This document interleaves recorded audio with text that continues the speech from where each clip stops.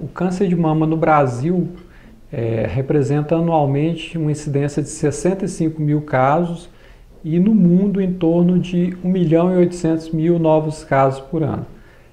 A questão da taxa de mortalidade é uma taxa de mortalidade importante ainda, em torno de 13 a 14 mil mulheres falecem por ano de câncer de mama no Brasil, e daí a importância da doença. É a doença mais incidente nas mulheres no Brasil anualmente e só perde para câncer de pele, que é excluído das estatísticas por conta da altíssima taxa de cura.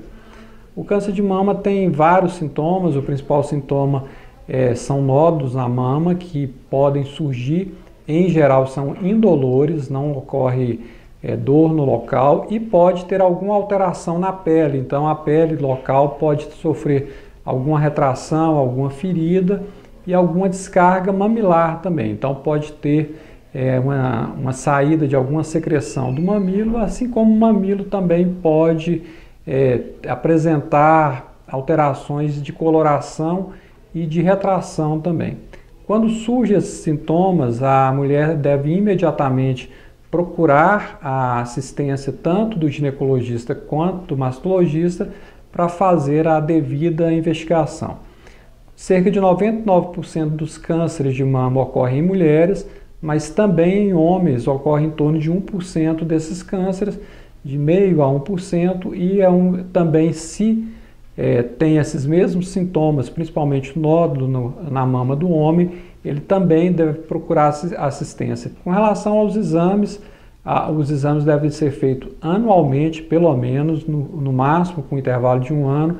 A partir dos 35 anos de idade, a mulher deve fazer a mamografia e, se necessário, a complementação com ultrassom da mama. As pacientes com câncer de mama, elas devem procurar ser imediatamente tratadas, então isso tem uma importância com relação ao prognóstico. Então, quanto mais precoce se tem o diagnóstico do câncer de mama, você tem várias divisões de estágio, desde o estágio 0, que é o tumor mais inicial, que é o chamado carcinoma in situ, até o estágio 4, que felizmente são estágios muito menos frequentes, apenas 6% das pacientes têm diagnóstico no estágio 4, mas quando dado o diagnóstico em estágios iniciais 0, 1 e 2, as taxas de cura ultrapassam 95% das vezes. Então, dado o diagnóstico, a paciente em geral deve se submeter ao tratamento cirúrgico. Isso é uma decisão que vai ser discutida em reunião, em equipe multidisciplinar entre o mastologista, o oncologista clínico e o radioterapeuta, mas em geral deve ser feita a cirurgia a princípio e daí ser complementados com tratamentos quer sejam de radioterapia, quando o tratamento cirúrgico é um tratamento conservador, que é feito na maioria dos casos, assim como os tratamentos sistêmicos. Com relação à hereditariedade, mais ou menos 15 a 25% dos cânceres de mama são familiares.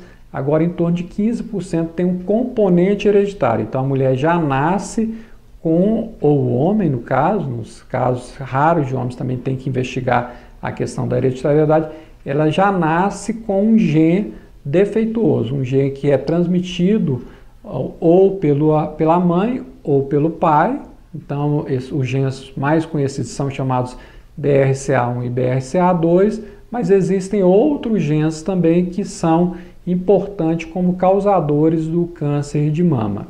Então, essa questão familiar deve ser sempre acompanhada, esses 25% de casos das mulheres que têm a história familiar, e principalmente nas questões de transmissão hereditária do gene.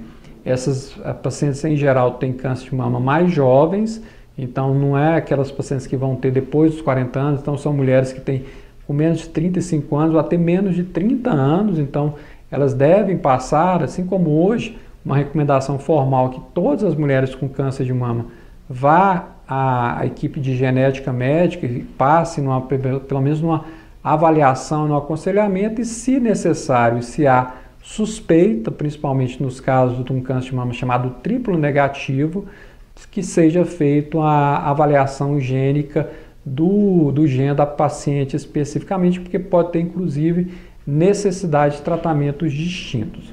vale lembrar que 75% dos cânceres de mama são ao acaso, ou seja, são os casos que você não tem nenhuma história familiar, nenhuma questão hereditária de gene herdado. Então, esses casos podem ocorrer principalmente na mulher depois da menopausa, na ocorrência da menopausa. Então, são mutações que vão levar ao tumor.